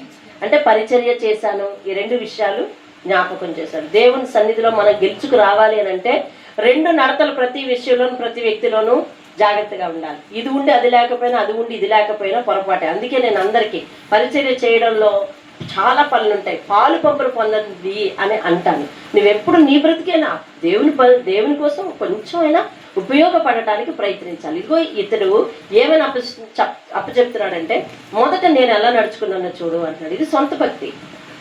అర్థమవుతుంది? ప్రతి ఒక్కరూ వారి వారి నిమిత్తము వారు జాగ్రత్తగానే నడుచుకుంటారు. మరి దేవునికి అనుకూలంగా ఏం చేశావు? దేవునికి పనికొచ్చే పని ఏం చేసావు? దేవుని విషయంలో ఏం చేసావు అన్న విషయాలు కూడా, ఇదిగో నీకు అనుకూలంగా ఎలా జరిగించాను అయ్యా, అవన్నీ కూడా జ్ఞాపకం చేసుకొని ఈయన మనసు కరిగిపోయి బోనసుల మీద బోనసులు ఇస్తా ఉన్నాడు. ఫస్ట్ ఏం బోనస్ ఇచ్చాడు? 15 సంవత్సరములు ఆయుష్ తీసుకో. రెండవది ఏంటి? ఆ అశ్షూరు రాజు ఇక మీదట నీ మీద పడకుండా నేను కాపాడుతాను అని చెప్పి, అదిగో చూడండి 7వ వచనం, యెహోవా తాను పలికిన మాట నెరవేర్చుననుటకు ఇది యెహోవా వల్ల నీకు కలిగిన సూచన. ఎందుకంటే మనోడికి అన్ని సూచనలు అడిగే అలవాటు ఉంది ముందు. అవునా? ముందు అడిగాడా? సూచన ఏంటి అని అడిగాడు కదా. అందుకని అడుగుతాడు కదా. వీడు చెప్పకపోతే అన్నీ చెప్పినా కానీ, ఎంత భరోసా ఇచ్చినా కానీ, సూచన చెప్తేనే కానీ నమ్మడం. చూసావా? తాను ఇష్టపడ్డ వ్యక్తుల కోసం దేవుడు అనుకూలంగా మాట్లాడతాడండి. అర్థమవుతుందన్నా? అర్థం అవ్వకుండా మాట్లాడు, అనుకూలంగా మాట్లాడతాడు. నువ్వు ఏ పరిధిలో అర్థం చేసుకోగలవో ఆ పరిధికి దేవుడు దిగుతాడు. దేవుని స్తోత్రం కలుగునుగా. నీ పరిధిలో ఏ విధంగా అయితే నీకు అర్థమవుతుందో ఆ పరిధికి దిగుతాడు ఆయన. అర్థమవుతుందండి? ఈయన సూచన ఉంటేనే కదా ఒప్పుకోడు. ఇందాకేం చెప్పాడు? అశ్షూరు రాజుతో యుద్ధం వచ్చాడు. అయ్యా మీరు వచ్చే సంవత్సరం పంట అంతా కోసుకొని బ్రతుకుతారయ్యా అని అంటే, అచ్చే అశ్షూరు రాజు యుద్ధంలో మేము గెలుస్తామనడానికి సూచన ఏంటి అని అడిగారు. వాళ్ళని అడిగాడు. అలాగనే ఇక్కడ కూడా అడుగుతాడని చెప్పి, నువ్వు 15 సంవత్సరాలు బ్రతుకుతావు, ఇంకా అతడు నీ మీదికి రాడు అని చెప్పి, ఇగో నీకు సూచన చూపిస్తున్నాను చూడు. ఎక్కడైనా కాలము వెనక్కి దిగడం చూస్తామా మనం? ముందుకే వెళ్తుంది. ముళ్ళు ఎలా తిరుగుతుందండి? ముందు తిరుగుతుంటుంది. అవును కదా? ముందుకు తిరుగుతూ ఉంటుంది ముందు. అలాగే ఆ రోజుల్లో నీడ గడియారం ఉండేదంట. నీడ గడియారం అదేంటండి? ఇప్పుడు ఎక్కడా లేదు నీడ గడియారం. అక్కడ అన్నవరం దగ్గర ఒకటే ఉంచారు నీడ గడియారం ఉండేది. అంటే ఎండ ఎక్కుతున్న కొద్ది నీడ అలా తిరుగుతూ ఉంటుంది అన్నమాట. నీడ ఎక్కడికి వస్తే అలా టైం గుర్తించాలి. ఆ కోణంలా ఉంటుంది, అది ఎలా వస్తే అలా గుర్తించాలన్నమాట. ఏమండి? అలాగా ఇప్పుడు నీడేమొస్తుంది? ఈ సూర్యుడు పెరుగుతున్న కొద్ది నీడేమవుతుంటుంది? దిగుతూ ఉంటుంది. అలాగా ఆహాజు ఎండ గడియారం మీద దిగిన నీడ 10 మెట్లు ఎక్కజేశాడంట. దేవునికి స్తోత్రం. అంటే 10 గంటలు టైం వెనక్కి జరిపాడు. దేవునికి స్తోత్రం కలిగి. హల్లెలూయా. 10 గంటలు టైం వెనక్కి జరిపాడు. నువ్వు నమ్ముతావా ఎప్పుడైనా అని అతనికి చెప్పాడు. వెంటనే ఇతను చాలా సంతోషపడిపోయి, చూడండి, చాలా సంతోషపడిపోయి, నేను ముందుకు వెళ్ళిపోతాను. చూడండి 10వ వచనం. 9వ వచనం, యూదారాజైన హిజ్కియా రోగి అయి ఆరోగ్యం పొందిన తర్వాత అతడు ఒక కీర్తన అనగా ఆయన మీద స్తుతి రాసుకున్నాడంటండి. రచించాడంటే అంతే కదా, రాసుకున్నాడు. ఏమని రాసుకున్నాడు చూడండి, అందులో ముఖ్యమైన విషయాలు 11. నా దినముల మధ్యాహ్న కాలమందు నేను పాతాళ ద్వారమున పోవలసి వచ్చును. నా దినముల మధ్యాహ్న కాలమందు అనగా నా ఆయుష్లో సగం ఉంటుండగానే, అంటే నడి వయసుకు వచ్చినట్టుగానే నేను వెళ్ళిపోవలసి వచ్చింది, చనిపోవలసి వచ్చింది. కానీ ఏమని వచ్చి నా ఆయుష్ శేషం పోగొట్టుకుని ఉన్నాను. యెహోవాను, సజీవుల దేశమున యెహోవాను చూడకపోవదును అని అనుకున్నాను అని చెప్పి 14వ వచనములో 3వ లైన్కి వచ్చేయండి. నాకు శ్రమ కలిగెను, యెహోవా నా కొరకు పూటపడి ఉండుము. నేనేమందును, ఆయన నాకు మాట ఇచ్చును, ఆయనే నెరవేర్చను. దేవునికి స్తోత్రం కలుగును. అలాగే 17వ వచనం, మిక్కుటమైన ఆయాసము అంటే చాలా కష్టము నాకు నెమ్మది కలుగుటకు కారణమాయను. ఇంత కష్టం వచ్చింది, నేను దేవుని వైపు తిరిగాను, ఇప్పుడు దేవుడు నన్ను క్షమించాడు. దేవుని స్తోత్రం కలుగును. అలాగే మన జీవితంలో కొన్ని కష్టాలు వస్తేనే కానీ మన దేవుని మాట వినము. అవునా? చెప్పాలి అందరూ. అది కరెక్టేనా? అవును. కష్టం వస్తేనే దేవుని వైపు తిరుగుతానండి. అంటే ఆ పెద్ద కష్టము దేవుని వైపు తిరగడానికి నాకు ప్రయోజనం అయ్యింది అంటున్నాడు హిజ్కియా. అలాగే మన జీవితంలో వచ్చే ప్రతి కష్టం కూడా మనల్ని ఎక్కడికి తీసుకుపోవాలి తెలుసా? చెప్పాలి, దేవుని పాదాల దగ్గర తీసుకుపోవాలి. దేవుని పాదాల దగ్గరికి అప్పుడు కూడా నేను ఎన్నో అంటే కుదరదు, వెళ్ళాలి. ఒక కష్టం వచ్చిందంటే వెంటనే వెళ్ళిపోవాలి. అదొందంటే ఇంకా అక్కడే ఉండాలి. అక్కడే ఉంటే ఇంకా కష్టం రాదు. లేకపోతే మళ్ళీ వెనక్కి వస్తే మళ్ళీ ఏమవుతుందంటే మళ్ళీ కష్టం వస్తూనే ఉంటుంది. అంటే నువ్వు ప్రతిసారి రావడానికి కష్టం వస్తేనే బాగుంది అని అనుకుంటాడు దేవుడు. అలా కాకూడదు. దేవుని స్తోత్రం. నువ్వు దేవునికి ఏ విధమైన ప్రవర్తన అలవాటు చేస్తావో అదే దేవుడు కూడా చూస్తూ ఉంటాడు. కాబట్టి మరి ప్రతి వ్యక్తి జీవితంలో దేవుడు మంచి కార్యం చేయాలి. అలాగే ఇతని జీవితంలో మంచి కార్యం చేశాడు. ఇప్పుడు అంటున్నాడు, నా జీవితంలో మిక్కుటమైన ఆయాసం, చాలా కష్టపడ్డాను నేను, చాలా బాధపడ్డాను నేను. ఏం చేశాడు? తన గోడ తట్టు తిరిగి ప్రార్థన చేశాడు. గోడ అంటే ఏంటో తెలుసా? మన జీవితంలో ఒక అవరోధం. ఎవరికి మనకి అవరోధం? దేవునికి మనకి అవరోధం. అందుకనే మన జీవితంలో కష్టాలు వచ్చినట్టు మనం కూడా గోడ వైపు తిరగాలంట. అంటే ఏ గోడ? ఈ గోడ కాదు. దేవునికి మనకి అడ్డంగా ఉన్న అలవాటే కానీ, చెప్పండి, అభిరుచులే కానీ, తత్వాలే కానీ దేవునికి మనకి అడ్డుగా ఉన్నాయంట. అర్థమవుతుంది? యెషయా గ్రంథం 59 చూడండి. 59 నేను అక్కడికి వెళ్ళాక చూపిస్తాను మీకు. 59 రైట్. 59 రక్షింపక నేరక, మొదటి వచనం, రక్షింపక నేరక ఉండునట్లు యెహోవా హస్తము కురచ కాదు. నిన్ను కాపాడపోవడానికి ఆయన హస్తము కురచ కాదు. విననేరక ఉండునట్లు ఆయన చెవులు మందం కాదు. మీ దోషములు మీకు మీ దేవునికి అడ్డముగా వచ్చేవేంటి? గోడ. అది ఇప్పుడు హిజ్కియా వెంటనే ఎటువైపు తిరిగాడు? గోడ వైపు. అంటే అర్థం ఏంటి? దేవునికి నీకు అడ్డంగా ఏది ఉందో దాని వైపు తిరిగి అది వదులుకోవాలి. అది అర్థమైందా? ఏదో అర్థమైన వారు చేయి చూపించండి. అర్థమైందా బాబు? దేవుడు మన జీవితంలో ఒక కష్టము లేదా ఒక అనారోగ్యం లేదా ఒక ఇబ్బంది లేదా ఒక అవమానం ఏదైనా మనకి కలగజేసినప్పుడు మనం వెంటనే దేవుని తట్టు తిరిగి దేవునికి మనకి అడ్డంగా ఏదుందో దాన్ని తీసేసేయాలి. అది తీయకపోతే ఆ కష్టం కొనసాగుతుంది. అంతే. దేవుని ఉద్దేశం ఏంటంటే ఆయనకి నీకు మధ్యలో ఏం అడ్డం ఉండకూడదు, తెర ఉండకూడదు. అది అర్థమవుతండి? తెర తీయాలి. దేవుడు తానకి మానవునికి ఉన్న తెర తీశాడు. అవునా కాదా? చెప్పండి. దేవునికి మానవునికి ఉన్న తెర తీశాడు. అంటే దేవుడు అంటే ఎక్కడో ఉంటాడు అండి. మానవులు మనం చాలా కింద ఉండాలండి. ఆయన దర్శనం కోసం మనమే వెళ్ళాలండి అనే అడ్డులన్నీ తీసేశాడు దేవుడు. నువ్వెక్కడ ప్రార్థిస్తే అక్కడ ఉంటానని మనకు భరోసా ఇచ్చాడు. ఆయనేమో నీకు ఆయనకున్న అడ్డం ఆయన తీసేశాడా? నువ్వేమో మళ్ళీ మన ఇద్దరికి అడ్డం పెడతావా? దేవునికి నీకును ఉండనిస్తాడా? ఉండనివ్వడు.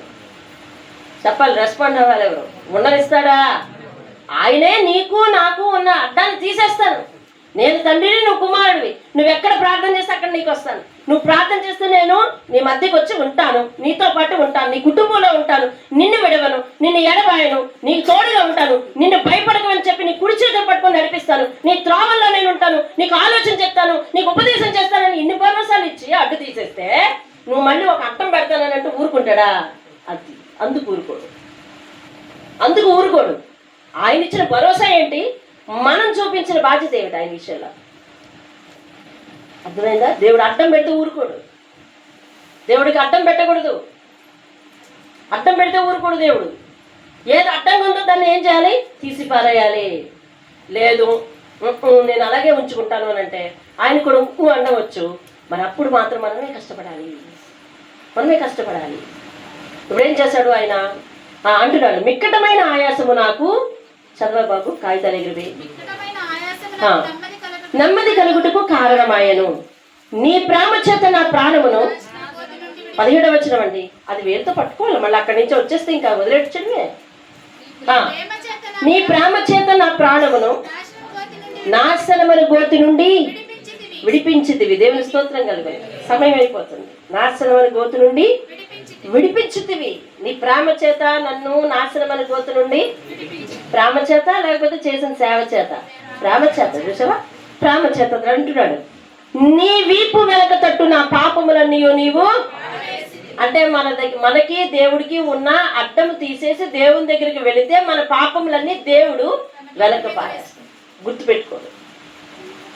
అందుకని ఆయన పేరు ఏం పేరు? ప్రేమస్వరూపి. దేవుని స్తోత్రం కలుగు. హల్లెలూయా. నీ వీపు వెనక తట్టు నా పాపములన్నీ నీవు పారవేసేతివి. పాతాళమున నీకు స్తుతి కలగదు, మృతి నీకు కృతజ్ఞతాస్తుతులు చెల్లింపదు. సమాధిలోనికి దిగువారు నీ సత్యమును ఆశ్రయించరు. సజీవులే కదా నిన్ను స్తుతించుదురు. ఈ దినమున నేను సజీవుడినై నిన్ను స్తుతించుచున్నాను. దేవుని స్తోత్రం కలుగు. తండ్రులు కుమారులకు ఈ సత్యమును తెలియజేయాలి అంటున్నాడు. తెలియచేతురు అంటే అర్థం ఏంటి? విల్టన్సేనా? తెలియచేతురు అంటే అర్థం ఏంటి? భవిష్యత్. అదేంటండి? It will happen. ముందు జరగబోతుంది. తండ్రులు కుమారులకి ఈ సంగతి చెప్పాలి. ఏ సంగతి చెప్పాలి? మనం చనిపోతే ఏ సంగతి చెప్పాలి తెలుసా? అరే బాబు, మనం చనిపోతే దేవునికి స్తుతి వెళ్ళదురా, బతికున్నాం కాబట్టి స్తుతించాలి అని చెప్పాలి అంటున్నాడు. అర్థమవుతుందా? పాతాళమున నీకు స్తుతి రాదు, మృతులు నీకు స్తుతులు చెల్లించరు. కాబట్టి సమాధిలోనికి దిగువారు నీ సత్యాన్ని ఆశ్రయించలేరు. సజీవులే కదా నిన్ను స్తుతిస్తారు. ఈ దినమును బతికున్నాను కాబట్టి నిన్ను స్తుతిస్తున్నాను అంటే బతికున్న వారందరూ చేయాల్సిన పని ఏమిటి చెప్పండి? చెప్పాలి. బ్రతికున్న ప్రతి ఒక్కరూ చేయవలసిన పని ఏమిటి? దేవుని స్తుతించాలి. బ్రతికున్న ప్రతి ఒక్కరూ చేయవలసిన పని ఏమిటి అంటే దేవుని స్తుతించాలి. దేవుని స్తోత్రం. బ్రతికున్న వారందరిలో ఒక కామన్ పాయింట్ ఉంది. ఇవాళ మీరేం కోరుతున్నారు, నేనేం కోరుతున్నాను, కామన్ పాయింట్ లేదు. మీరు ఎన్ని గంటలు ఫోన్ చేశారు, నేను ఎన్ని గంటలు ఫోన్ చేస్తాను, కామన్ పాయింట్ లేదు. అర్థమవుతుందండి? కామన్ పాయింట్ లేదు. కానీ మనుషులందరికీ ఒక కామన్ పాయింట్ ఉంది. ఏంటది? గాలి పీల్చుకుంటాం. అంతేనా? అలాగే సజీవులందరికీ ఒక కామన్ పాయింట్ ఉండాలి. ప్రార్థించాలి, స్తుతించాలి. దేవుని స్తోత్రం. అలాంటి కామన్ పాయింట్లో కామన్గా నువ్వు చేరలేదు అనుకోండి, అర్థమవుతుందా? మరి నీ మీద ఎవరు దృష్టి పెడతాడు? దుష్టుడు కాదా? నీ మీద ఎవరు దృష్టి పెడతారు? మరి ఇప్పుడు దుష్టుడు కాదా? సజీవులే కదా నిన్ను స్తుతిస్తారు. నేను సజీవుడే ఉన్నాను కాబట్టి నేను స్తుతిస్తున్నాను. నువ్వు ఇందాక చంపేస్తానన్నావు, చంపేస్తే నేను స్తుతిద్దునా అని చెప్తున్నాడు. అదైందా? నేను చనిపోతే నీకు స్తుతి రాదు కదయ్యా. బ్రతికున్నంత వారందరూ ఏం చేయాలంట? స్తుతించాలి. అది ఎవరు చెప్పాలంటే? తండ్రులు తల్లులు. ఎవరికి చెప్పాలంటండి? కుమారులకు చెప్పాలండి. మీ సంతానానికి చెప్పాలి. ప్రతి ప్రార్థనలో వారు ఉండినట్లుగా చూసుకోవాలి. మీ సంతానానికి చెప్పాలి. మీ సంతానానికి మీరు చెప్తే మీరు, నా మనవరాలు నిన్న బలిపీఠం దగ్గరికి వచ్చేస్తుంది, నేను గసిరాను, ఆగిందా? చెప్పాలి మీరు. ఆగిందా? ఆగదు. ఎందుకంటే ఆ ముద్దు వేరు, ఆ మమకారం వేరు. నువ్వు అలాగే అంటావులే, అయినా నన్ను ఎక్కించుకుంటావు మెడ మీద అనే సంతోషం. అంతే కదా? అదే నువ్వు గసురు, ఆగిపోతుంది. అంతే. దేవుని మాట నువ్వు చెప్తే ఎక్కదు. ఎక్కడ ఎక్కాలో అక్కడే ఎక్కుతుంది. అందుకని నీ పిల్లల్ని మందిరాన్ని నడిపించుకోవాలి. నీతో పాటు పిల్లలు ఉండాలి. నువ్వేమో విందు భోజనానికి వస్తావు, నీ పిల్లలు ఎక్కడుంటారు? అర్థమవుతుందా? కాబట్టి మన పిల్లలు మనతో కూడా ఉండాలి. తండ్రులు కుమారులకు నేర్పాలి అని ఉంది ఇక్కడ. ఏమనుంది? తండ్రులు కుమారులకు ఈ సత్యమును తెలియజేతురు. దేవుని స్తోత్రం కలుగును. యెహోవా నన్ను రక్షించువాడు. దేవుని స్తోత్రం. నా జీవిత దినములన్నీ యెహోవా మందిరములో తంతి వాయిద్యులు వాయిస్తాను అంటున్నాడు. తీర్మానం. కష్టం వచ్చింది, పాపాన్ని గుర్తు చేసుకున్నాడు, దేవుని విడుదల వచ్చింది, ఇతడు తీర్మానం చేసుకున్నాడు. అవునా? మన జీవితంలో కూడా అదే జరగాలి. మన జీవితంలోనికి కష్టం వస్తే ఏం చేయాలి? కన్నీటి ప్రార్థన పడాలి. చెప్పాలండి, కన్నీటి ప్రార్థన పడాలి. అర్థమైందా? మనకి దేవునికి అడ్డంగా ఉన్నవి తొలగిపోవాలి. అప్పుడు దేవుని నుంచి సమాధానము, విడుదల నీకు వస్తుంది. వచ్చిన తర్వాత నువ్వేం చేయాలంటే సాక్షిగా ఉండి ఒక సమర్పణ చేసుకోవాలి. మొన్న ఎప్పుడో కదా మాట్లాడాడు దేవుడు. కష్టం వచ్చింది వారికి, వాళ్ళు దేవుడి దగ్గరికి వచ్చారు, దేవుడు వారి అవసరాన్ని తీర్చాడు.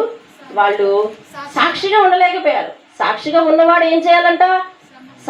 సాగిలపడాలి. సాగిలపడ్డవాడు ఎప్పుడు కూడా మంచిగా మరి సమ్మతించాలి, ప్రతి మాటకి సమ్మతించాలి. ఏమండి?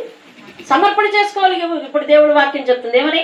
సాక్షిగా ఉండాలి, సమర్పణ చేసుకోవాలి. దేవుని స్తోత్రం కలిగి. అంతేగాని సమర్పణ లేకుండా ఎందుకు రక్షించాడు అనుకుంటాం, మా ప్రార్థనలో ఎంతో కొంత బలం ఉందమ్మా అని అంటే కుదరదు. అర్థమవుతుందా? దేవుడు మనల్ని కృప చూపించి బ్రతికించాడు. ఆయన కృప చూపించినందుకు మనం సమర్పణ ఇవ్వాలి. దేవుని స్తోత్రం కలిగిన కాదు, సమర్పించుకోవాలి. అయ్యా నేను జీవిత కాలం అంటున్నాడు. అంటే మానేసానయ్యా, ఇప్పుడు రెగ్యులర్గా వస్తాను. జీవితకాలం ఎందుకో దేవుడు నా చేత అట్లా పలికిస్తున్నాడు ఒక 3 రోజుల నుంచి. మీరు కూడా ఈ 40 దినాలు అలవాటు అవుతుంది. ఇక మీదటి కూడా రోజుకొక్కసారి దేవుని సన్నిధిలో అడుగుపెట్టి నిన్ను చూస్తాను నాయనా అని వచ్చి వెళ్ళిపోవడానికి ప్రయత్నించండి. దేవుడు మీ అందరికీ పెద్ద బుల్లెట్ ఇచ్చింది కాక దాని మీద నన్ను ఎక్కించుకోండి, నాకు డ్రైవింగ్ కాదు. అదేనా? జీవిత దినములన్నీ అవి అతను అన్నాడు చూడండి, జీవిత దినములన్నీ. దేవునికి స్తోత్రం, హల్లెలూయా. ఇదివరకు అంటే మనకు మందిరం లేదు, ఇప్పుడు మందిరం ఇచ్చారు. నీకు రోజు మొత్తంలో 24 గంటలు ఎప్పుడు ఖాళీ అప్పుడు వచ్చి కనిపించి, అయ్యా నేను వచ్చానని చెప్పు. నేను వచ్చానయ్యా. కుటుంబంతో వీలైతే కుటుంబంతో రా, లేకపోతే ఒక్కడివే వీలైతే ఒక్కదానివే వీలైతే రా.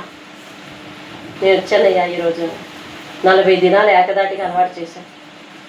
ఇక మీదట కూడా నీ దగ్గరికి అలా వచ్చి వెళ్ళిపోతానయ్యా.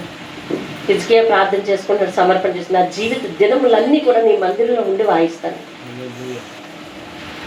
నీ మందిరంలోనే ఉంటాను నా జీవిత దినములన్నీ కూడా. వచ్చి ఏం చేస్తాడంటే తెలుసా? వాయిద్యాలు వాయిస్తాడంట. ఖాళీగా కూర్చొని పరిచయం చేస్తాను మళ్ళీ అంటున్నాడు. దేవునికి స్తోత్రం. మన జీవితంలో ఎన్నో కష్టాలు వస్తున్నాయి, ఆయన కృప చూపిస్తున్నాడు, అవి పోతా ఉన్నాయి. మళ్ళీ కష్టం వస్తుంది, ఆయన కృప చూపిస్తున్నాడు, మనం వెన్ను చూపిస్తున్నాం, పోతానే ఉన్నాయి. కానీ సమర్పణ అనేది పడట్లా. సమర్పణ అనేది కష్టాలకు బ్రేక్. దేవుని స్తోత్రం కలిగి దేవుడు నిన్ను దీవిస్తే దీన మనసు కలిగి ఆయన పాదాల దగ్గర ఉండాలి. దేవుడు నిన్ను ఆశీర్వదిస్తే ఆత్మీయతను వృద్ధి చేసుకోవాలి. ఏం చేయాలి చెప్పండి? దేవుడు నిన్ను దీవిస్తే దీన మనసును కలిగి ఆయన దగ్గర ఉండాలి. ఆశీర్వదిస్తే ఆత్మీయతను ఏం చేయాలి? వృద్ధి చేసుకోవాలి. చేసిన సహాయాన్ని బట్టి సమర్పించుకోవాలి. చేసిన సహాయాన్ని బట్టి ఏం చేయాలండి? సమర్పించుకోవాలి. ఇచ్చిన తలాంతులను బట్టి తల వంచి ఆయన దగ్గర జీవించాలి. దేవుని స్తోత్రం, హల్లెలూయా. మళ్ళీ చెప్పనా? దేవుడు దీవిస్తే దీన మనస్సు కలిగి ఆయన పాదాల దగ్గర ఉండాలి. దేవుడు ఆశీర్వదిస్తే ఆత్మీయతను వృద్ధి చేసుకోవాలి. ఈ ఆత్మీయత కుంటిపడిపోయాయి కదా, హిజ్కియాకి ఎన్ని కష్టాలు వచ్చినాయి. దేవుడు ఆశీర్వదిస్తే ఆత్మీయతను ఏం చేసుకోవాలి? వృద్ధి చేసుకోవాలి. దేవుడు సహాయం చేస్తే చేసిన సహాయాలకు బట్టి సమర్పణ ఉండాలి. దేవుడు చేసిన సహాయాన్ని బట్టి ఏముండాలండి? సమర్పణ ఉండాలి. మరి ఆఖరిదిగా ఆయన ఏదైనా తలాంత్ ఇచ్చాడు అనుకోండి, ఆ తలాంతుని బట్టి తగ్గింపు జీవితం ఉండాలి, లేదా తల వంచుకుని ఆయన దగ్గర ఉండాలి. దేవుని స్తోత్రం. 2 ఒకటే కదా? అవును. తలాంతుని బట్టి తగ్గించుకుని ఉండాలండి. దేవుని స్తోత్రం కదా. ఉంది,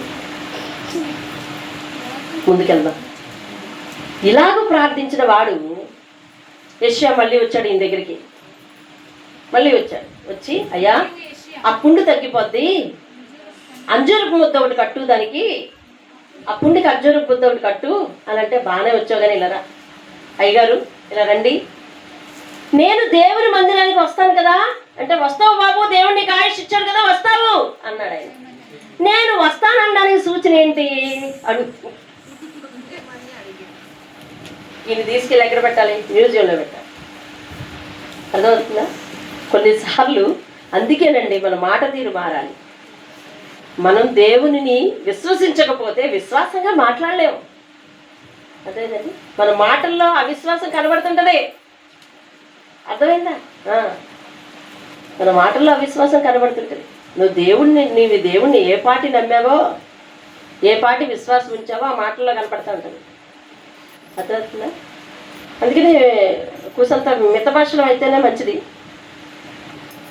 అలాగే జాగ్రత్తగా మాట్లాడాలి. ఆయన శక్తి ఏమిటి, నిన్ననేనా మాట్లాడాడు దేవుడు. ఆయన శక్తి ఏమిటో నువ్వు తెలుసుకుంటే, ఆయన మహత్యం ఏమిటో నువ్వు తెలుసుకుంటే దానిని బట్టి నువ్వు స్తుతించగలవు. దేవుని స్తోత్రం కలగలవు. హిజ్కియాకు దేవుడు ఎందుకు కరుణించాడు? దేవుని యొక్క విలువ తెలుసుకొని స్తుతించాడు, ప్రార్థించాడు. అందుకని ఆయన శక్తి, ఆయన మహిమ దేవుని హిజ్కియా జీవితంలో కుమ్మరించబడింది. దేవుని స్తోత్రం కలిగి ఉంటాడు. రైట్, ఇవాళ ఈ అత్యంత సరిపోయేలా ఉంది. నేను వెళ్తాను అనడానికి సూచన ఏమిటి అని అంటే, ఈయన ఏమన్నా చెప్పాడు చూడండి. ఏమన్నా చెప్పాడా? చదవండి 21వ వచనం. మరియు యేషయా అంజూరపు పండ్ల ముద్ద తీసుకుని ఆ పుండుకు కట్టవలెను, అప్పుడు అతడు బాగుపడనని చెప్పాను. మరియు హిజ్కియా, నేను యెహోవా మందిరములకు పోయేదనటకు గురుతేమిటి అని అడిగి ఉండెను. ఇంకా యేషయా ఏమాత్రం తలగొక్కుని వెళ్ళిపోయి ఉంటాడు. మనం కూడా వెళ్ళిపోదాం, సరేనా? మనం కూడా వెళ్ళిపోదాం, సమయం అయింది. 15 సంవత్సరాలు ఆయుష్ పొడిగించానయ్యా అంటే చాలేదు. అశ్షూరు రాజు నీ మీద ఇంకా రాడయ్యా, నువ్వు బతికే ఉంటావు అని అంటే చాలేదు. నువ్వు నమ్మవా? ఎండ గడియారము నీడ 10 మెట్లు ఎక్క చేస్తాను అయ్యా అని అంటే చాలేదు. అందుకే నీ కీర్తన ఏం చేశాడండి ఆయన గురించి? చదవండి, అక్కడ ఒక మాట ఉంది, చెప్పండి, చదవండి. 9వ వచనం చదవాలా?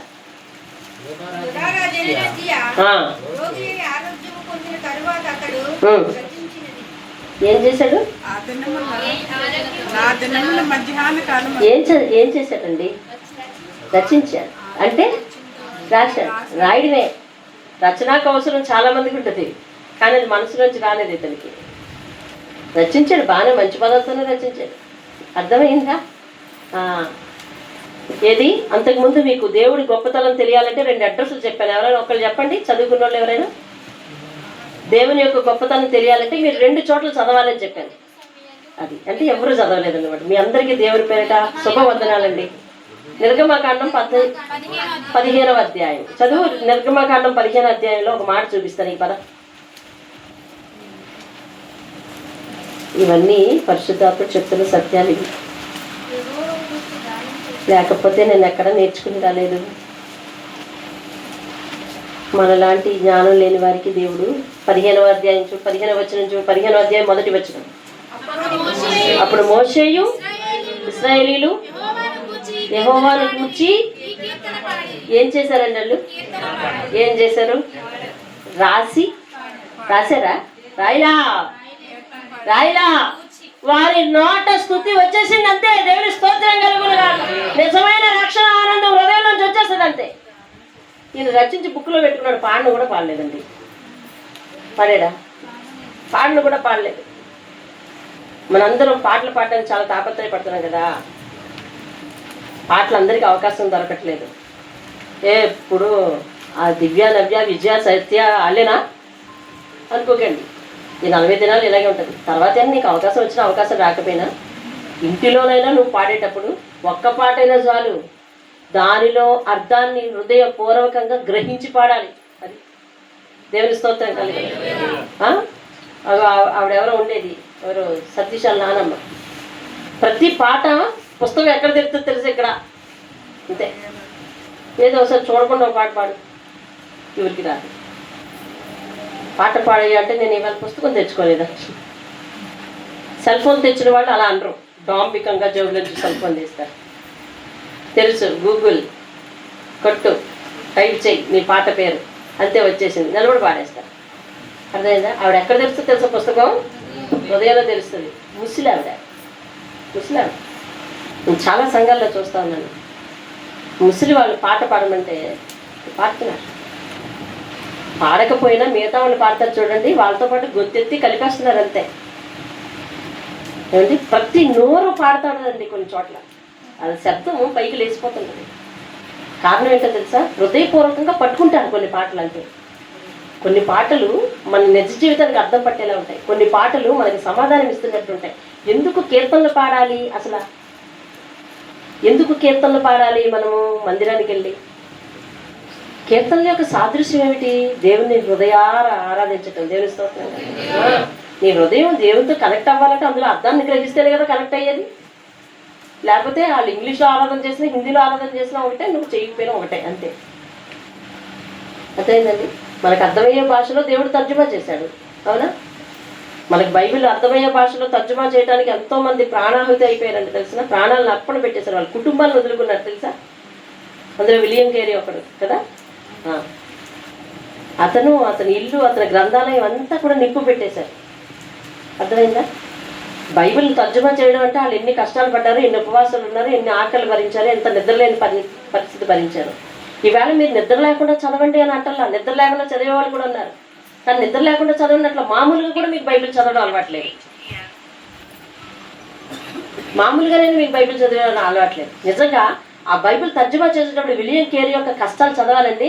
నిజంగా నువ్వు మనిషి అయితే కన్నీరు వస్తుంది. అర్థమైందా? అంత కష్టపడి అండి.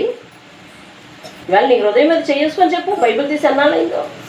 లేకపోతే బైబిల్ ఎన్ని అధ్యాయాలు చదువుతావో, మొక్కుబడి చదువుతావో లేకపోతే ఇష్టపడి చదువుతావో ఏమో తెలీదు. అసలు బైబిల్ అంటే కొంతమంది ఇళ్లలో ఆదివారం వస్తువు అది, అంతే. చాలా పవిత్రంగా చూస్తారు. వారం నాడు ముట్టుకొని ఏదైనా పవిత్రమైంది కదా ఆదివారం నాడే తీస్తారు. అర్థమైందండి? కొంతమంది ఇళ్లలో అది టార్గెట్ పెట్టుకుంటేనే తీయడం అవుతుంది తప్ప లేకపోతే తీయలేదు. ఇలాంటివి ఎన్నో ఎన్నో ఎన్నో ఉన్నాయి. కానీ అతను రచించి ఊరుకున్నాడండి, పాడలేదు హృదయమారా. అందుకని వెంటనే యెషయా కనిపించండి, ఏంటి సూచన ఏంటి అని అడుగుతున్నాడు. రేపేం జరిగిందో రేపు చూద్దాం. మోకరించండి, కూర్చున్నాడు మాట. అది అక్కడే యెషయా గ్రంథం ఏదో ఎక్కడున్నాం మనం?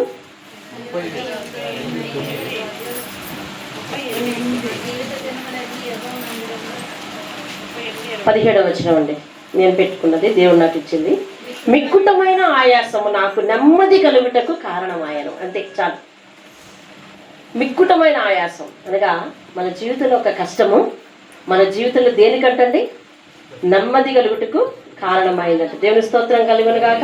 అలాగే 20వ వచనం అతని సమర్పణ మన సమర్పణగా కూడా ఒక ముఖ్యమైన మాటగా మనం ఉంచుకోవచ్చు. లేకపోతే 19వ వచనం కూడా నేను టిక్ పెట్టుకున్నాను. ఏంటది? సజీవులే కదా నిన్ను స్తుతించుదురు, ఈ దినమున నేను సజీవుడనై. దేవుని స్తోత్రం. సజీవులమైన మనందరం కూడా పలకర్చిది ఏమండి. పైగా అతని సమర్పణ, జీవితాంతం నీ మందిరంలో ఉంటానని. మోకరించండి, ప్రార్థన చేద్దాం.